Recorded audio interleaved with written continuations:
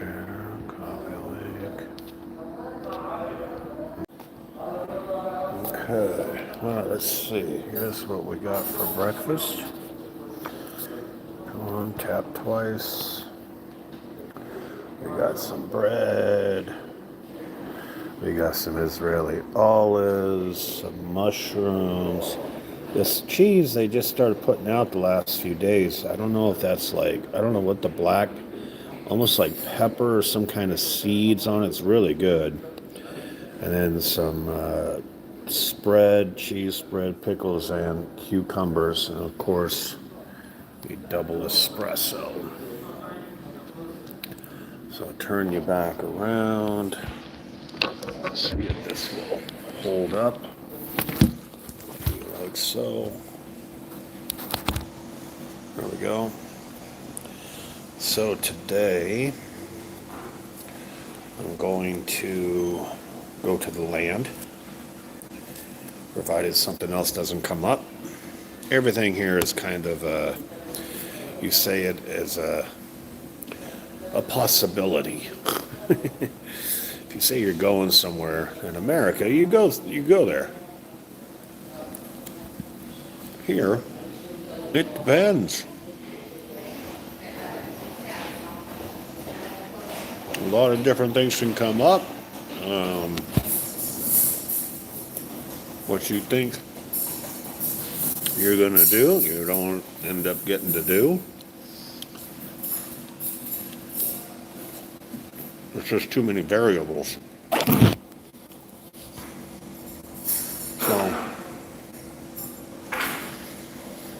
So it's kind of hard to make plans here.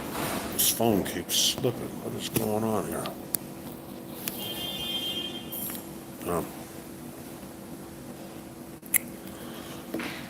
So you just do the best you can. I like to plan. I'm a planner. I like to know what's going to happen next. And you can't do that here. You just got to roll with the punches. And that's what I tell everybody that says they want to live here. So you got to have a certain kind of personality to do well here.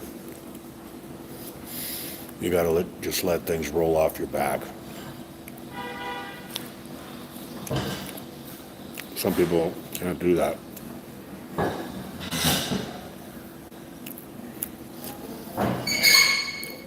And if you can't do that, you'll be nothing but frustrated the whole time you're here. I used to be able to do it. But as I got older and lived longer in America, it became more and more difficult.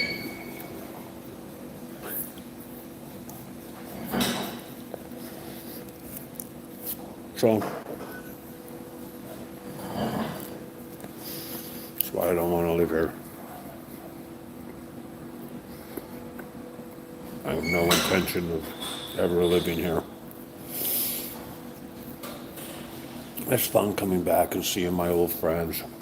But, you know, you spend like half hour talking to them, catching up on family and in the situation here and what things, and reminiscing about the old days.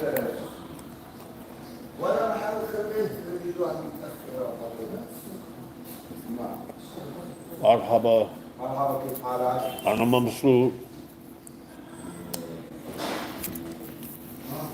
That's Arabic. Marhaba is hello. Keith Halak is how are you? I like to respond with Ana Mamsoud. I'm happy. Because most people, you have to know pretty good Arabic to say something like that. And it always makes them smile. Because they know somebody that cared about me would teach me that. It's not something you'd like learn in class. You had to have people who cared about you, that wanted you to look good. When somebody talked to you in Arabic. So if you say Ana Mamsoud,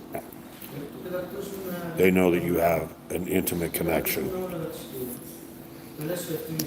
So, it always makes them smile.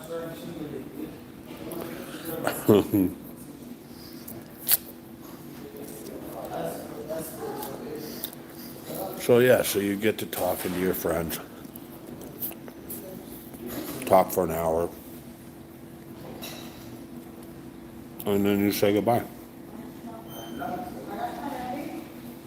There's, they've created their own lives. They've moved on. You've moved on. So that's about it. I have no interest in rebuilding relationships with people over here because I'm not going to be here. I mean, you can have a type of relationship, like me and Ariel, but Ariel knows I ain't moving over here.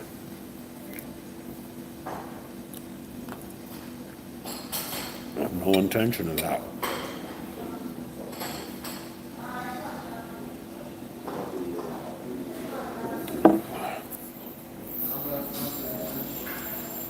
I do grapple sometimes with guilt. Because sometimes I think, Israel needs me here. There's very few people who know this country, this city like I do. It almost seems like a waste. I'm not here. But then I feel the same way about Wenatchee. They need people too. They need someone too. America needs people like me to get them to think about Israel, Torah observance. They need me just as much as anybody over here needs me. So no matter where I'd stay, I'd feel guilty.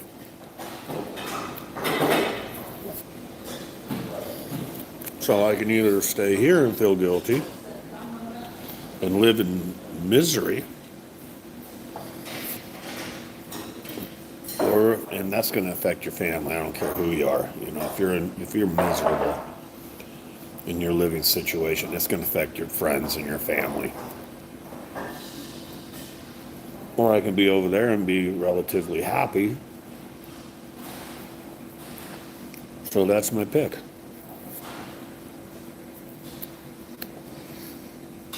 And I'll tell you,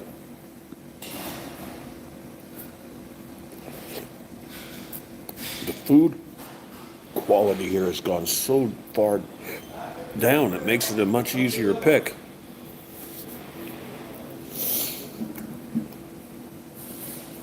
I can't believe in 2 years how bad it's gotten.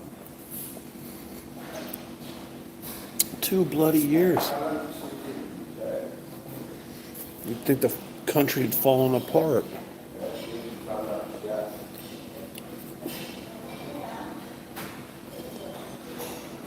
You gotta get the hiccups.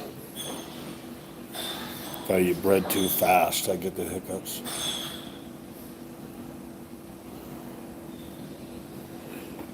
Oy, oy, oy.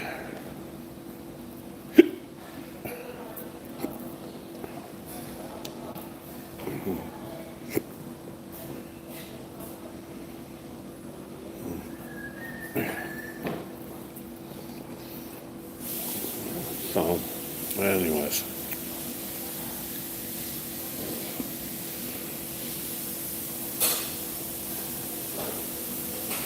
Yeah, we got the hotel built here. It's not for me.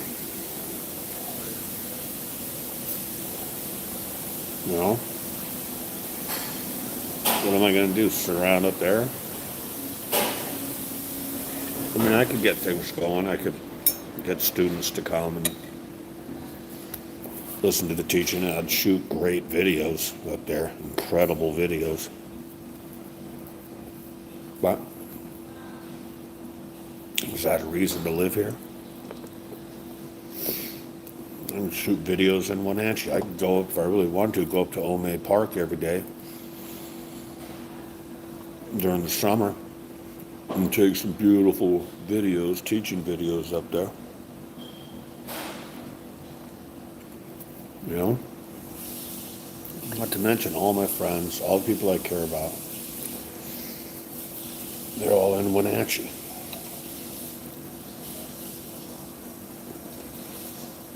It'd be heartbreaking. I'm just not prepared for that. I built a life in Wenatchee from nothing.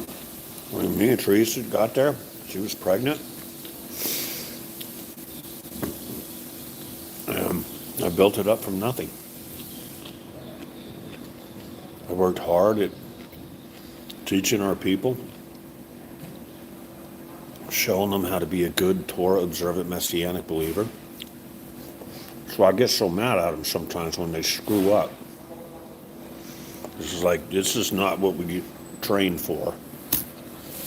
These aren't the kind of people that we want to become. So if they mess up, I'm hard on them. You know? They may think that sometimes I'm quick-tempered, but I'm just ready to battle when I see something if something's not good.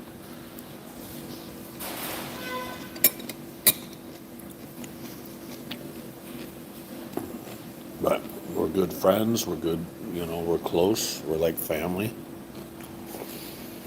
So I couldn't imagine leaving that.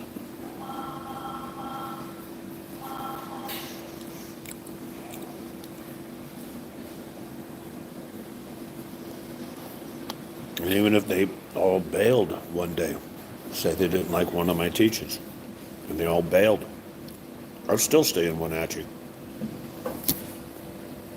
Because I love it there. I love the city. I'd just rebuild again. Be hard, but I could do it. I've done it all my life. And I'd be sad for the people bailing like that.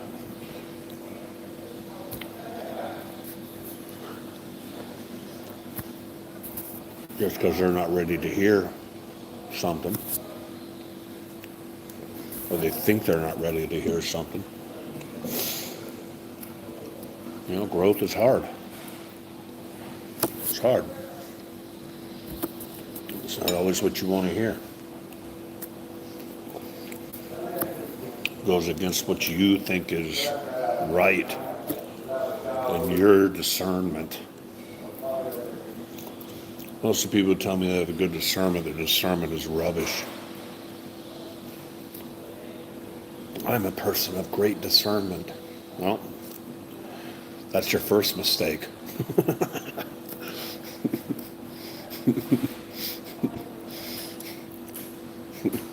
You can't even discern if you have good discernment. So, we all lack discernment in certain areas. So do I.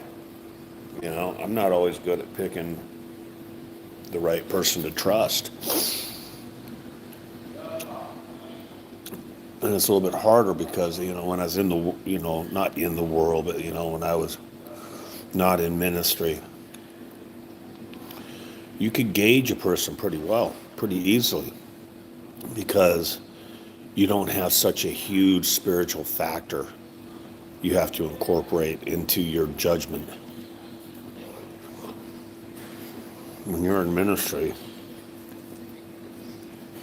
a person who would just normally be normal, if the enemy hits them so hard, so quick, so fast, you don't know what that person's going to do. They can make a flip decision in a second that they would not have done if they didn't have such a strong influence of the adversary at that time.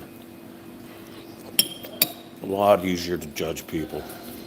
But in ministry, you have to take into effect, well, how's he going to act when he gets slammed by the adversary? That's a lot harder to predict. Holy smokes.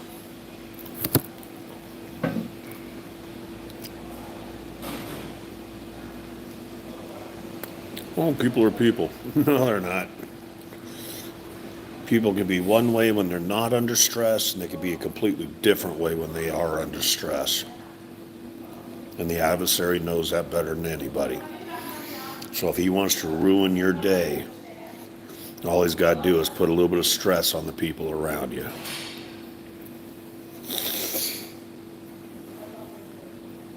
And he's a master at that. So it's not the same.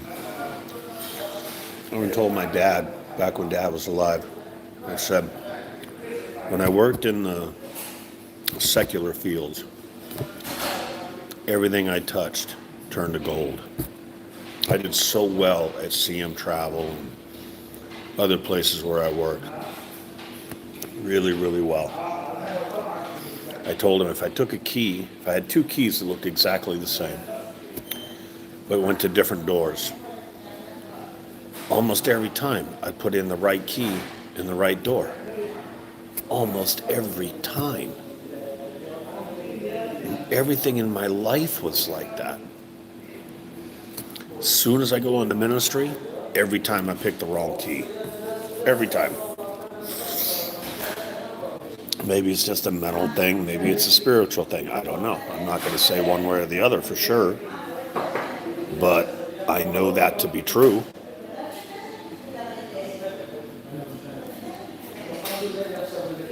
Because everything is more difficult when you're in the ministry, at least in my ministry. Good morning, Sarah. صباح الخير.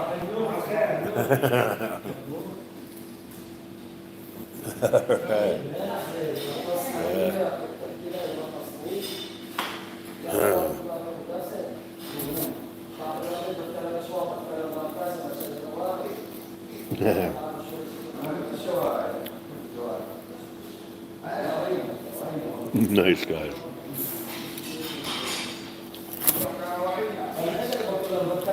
Sabah al-Khair means good morning. And the response to that is Sabah al-Nur. It's all Arabic. All the guys that work here are Palestinian. Some good guys. Nice guys. Nice guys. Friendly. And they love me because I speak Arabic. None of the other people who speak Arabic that come here.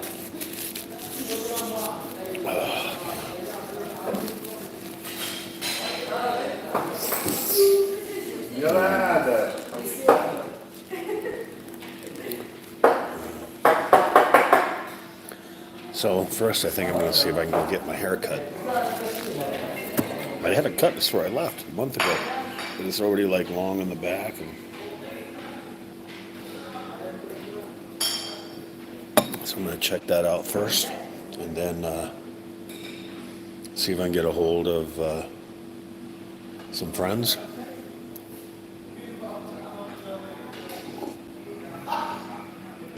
And then off I go. All right. Talk to you soon.